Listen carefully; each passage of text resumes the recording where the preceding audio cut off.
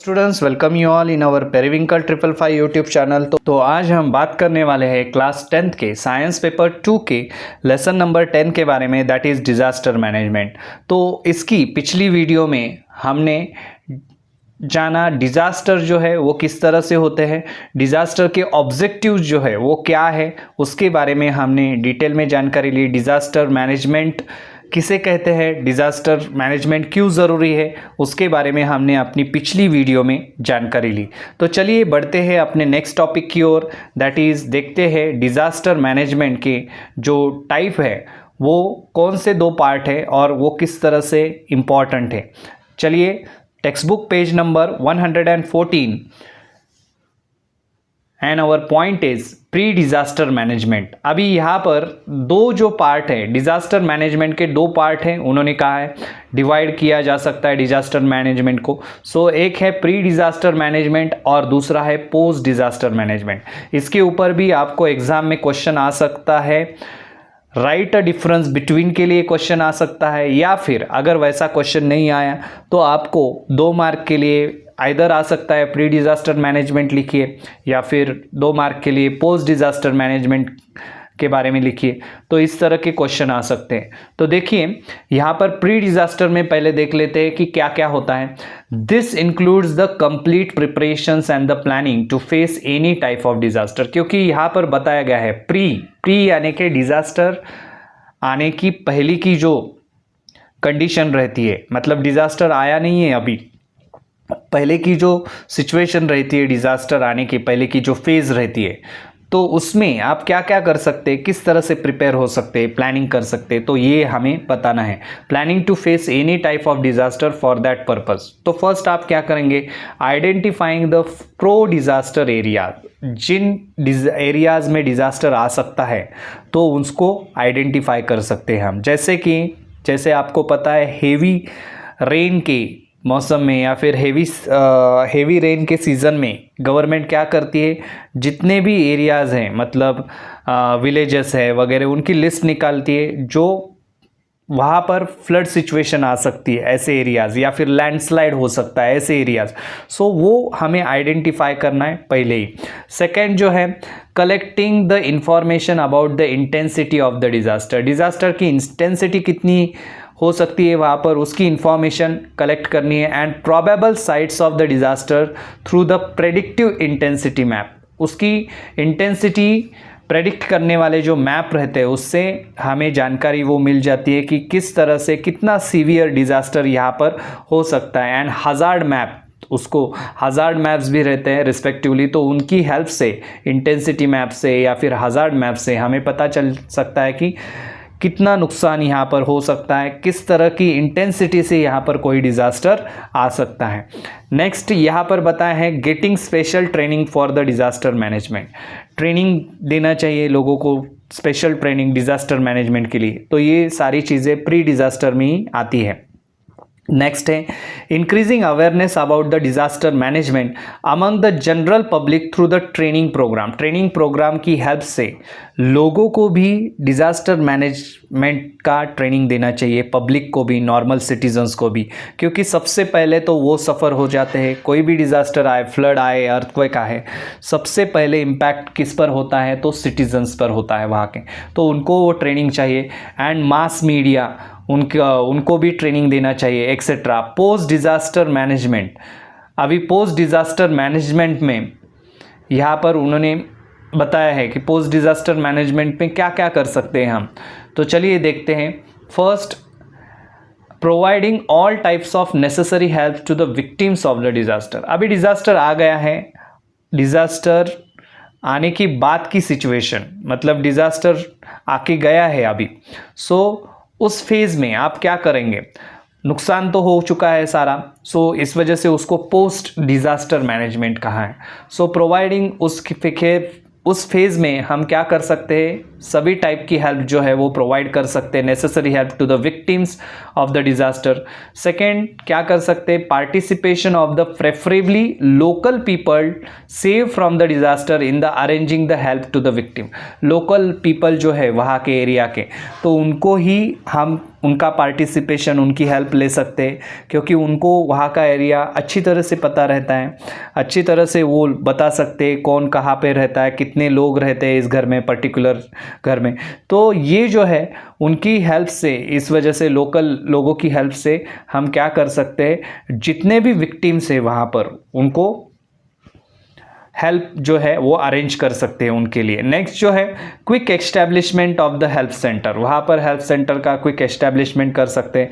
Different types of the disaster need a different types of control centre, ये भी चीज़ important है, आपको लिखनी है। डिफरेंट टाइप के डिज़ास्टर जैसे रहते हैं उनको डिफरेंट टाइप का कंट्रोल सेंटर भी ज़रूरी रहता है। नेक्स्ट है categorisation of the help material received from the control centre, control centre से जो कुछ भी मटेरियल मिलता है उसका कैटेगराइजेशन करना ज़रूरी है।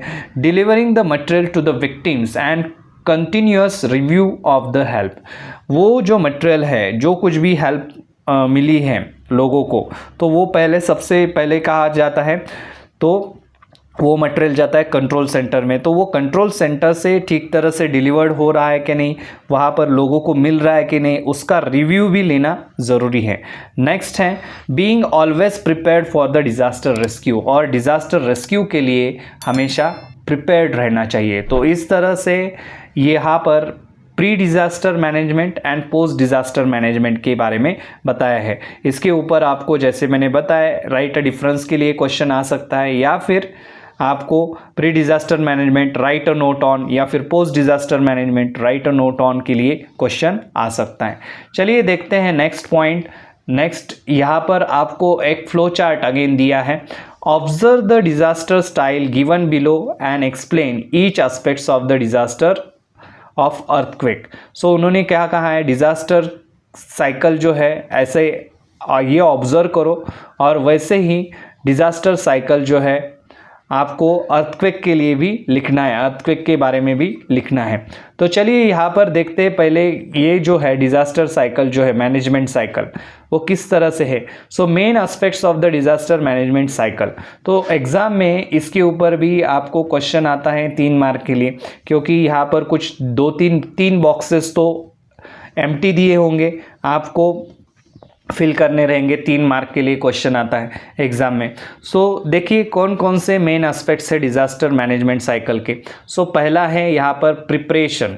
Plan is prepared to minimise the destruction in any disaster if occurs. Plan बनाया जाता है अगर कोई डिज़ास्टर जो है, prepare to minimise the destruction in any disaster, किसी भी डिज़ास्टर का डिस्ट्रक्शन मिनिमाइज करने के लिए प्लान बनाया जाता है। नेक्स्ट जो है इस फेज जो है सेकंड यहाँ पर दिया है रिडम्पशन फेज, रिडम्पशन के बारे में भी पूछा जाता है। Plan for minimising the damage, इसमें क्या किया जाता है, प्लान बनाया जाता है डैमेज जो है डिज़ास्टर का वो कम करने के लिए to the society and the country, society या फिर कंट्री को जितना भी डैमेज होने वाला है वो कम कैसे हो सकता है, इसके लिए प्लान किया जाता है। नेक्स्ट है प्रिपेयर्डनेस। सो प्रिपेयर्डनेस में क्या किया जाता है, plan is a chalked out so that to get a quick response from the general public and the administration. Preparedness में इस तरह का प्लान बनाया जाता है कि हमें क्विक रिस्पॉन्स मिल सके, वहाँ के जनरल पब्लिक से या फिर एडमिनिस्ट्रेटिव सिस्टम से क्विक रिस्पॉन्स मिल सके, ऐसा प्लान बनाया जाता है।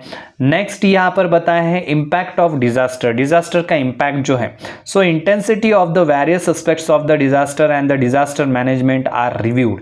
इसमें क्या किया जाता है, इंटेंसिटी जो है डिज़ास्टर के अलग अलग एस्पेक्ट्स की या फिर डिज़ास्टर मैनेजमेंट को रिव्यू किया जाता है, फिर से चेक किया जाता है। नेक्स्ट जो है रिस्पॉन्स, रिस्पॉन्स में क्या किया जाता है, response to the disaster is to be given immediately after the incidents. Incident जैसे ही होता है उसको रिस्पॉन्ड दिया जाता है, डिज़ास्टर जैसे ही आता है उसको रिस्पॉन्ड दिया जाता है। And this factor is followed by the disaster strike in this cycle. ये फॉलोड के बाद, ये फैक्टर के बाद कौन सा फैक्टर आ जाता है, तो डिज़ास्टर स्ट्राइक का फैक्टर आ जाता है इस साइकिल में। तो देखिए ये रिस्पॉन्स की बात हो गई। नेक्स्ट जो है रिसर्जेंस, इसके ऊपर भी एग्जाम में कभी कभी पूछा जाता है आपको, what is mean by resurgence. So resurgence क्या है? So resurgence is an important link between emergency measure and national progress. Emergency measures जो रहते हैं गवर्नमेंट जो लेती है और नेशनल प्रोग्रेस, उनके बीच की लिंक जो है उसे क्या कहा जाता है? रिसर्जेंस कहा जाता है। Resurrection is the stage used for the welfare and the rehabilitation of the nation। Resurrection नाम की जो स्टेज है वो भी गवर्नमेंट यूज़ करता है लोगों के वेलफेयर के लिए, उनके रिहैबिलिटेशन के लिए, मतलब री एस्टैब्लिशमेंट उनका करके देने के लिए। तो ये बात रिसर्जेंस में आपको लिखनी है। नेक्स्ट है रिस्टोरेशन। रिस्टोरेशन में क्या लिखोगे? This is an important link between the measures after the disaster and the national development. Disaster और नेशनल डेवलपमेंट के बीच की ये क्या है? इम्पॉर्टेंट लिंक है। डिज़ास्टर जैसे ही होते हैं, आफ्टर डिज़ास्टर मतलब जो कुछ भी चीज़ें होती है, एंड नेशनल डेवलपमेंट, और नेशनल डेवलपमेंट के साथ वो चीज़ें किस तरह से जुड़ सकती है, तो रिस्टोरेशन की वहाँ पर ज़रूरत रहती है। ये रिस्टोरेशन जो है ये इसके बीच की, after disaster and national development के बीच की क्या है? लिंक है। This step is useful for the progress of the nation and the rehabilitation. ये जो स्टेप है ये किस लिए यूज़फुल है? तो नेशन के प्रोग्रेस के लिए यूज़फुल है और रिहैबिलिटेशन के लिए यूज़फुल है। मतलब नेशन का जो रिहैबिलिटेशन है, मतलब फिर से री एस्टैब्लिशमेंट है नेशन का, नेशन की बात चल रही है ना कि किसी पर्टिकुलर एरिया की। तो उनके लिए क्या स्टेप्स गवर्नमेंट उठाती है, ये सारे जो है वो रिस्टोरेशन में आ जाते हैं। तो चलिए इस तरह से हमने यहाँ पर मेन एस्पेक्ट जो है डिज़ास्टर मैनेजमेंट साइकिल के उसको डिस्कस किया। इसके ऊपर भी आपको 3 मार्क के लिए क्वेश्चन आ सकता है एग्ज़ाम में। तो इस तरह से हमने इस वीडियो में प्री डिज़ास्टर मैनेजमेंट क्या रहता है, पोस्ट डिज़ास्टर मैनेजमेंट किसे कहा जाता है, कौन कौन से फैक्टर जो हैं वो प्री डिज़ास्टर में या पोस्ट डिज़ास्टर मैनेजमेंट में इम्पॉर्टेंट है, उनके बारे में हमने इस वीडियो में जानकारी ली।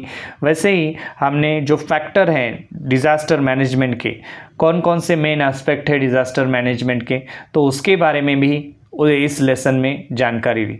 तो चलिए मिलते हैं अपने नेक्स्ट वीडियो में। तब तक के लिए चैनल को देखते रहिए, सीखते रहिए, और अगर हमारे चैनल पर आप पहली बार आए हैं तो चैनल को सब्सक्राइब कीजिए और बेल आइकॉन को प्रेस करना ना भूलें। धन्यवाद।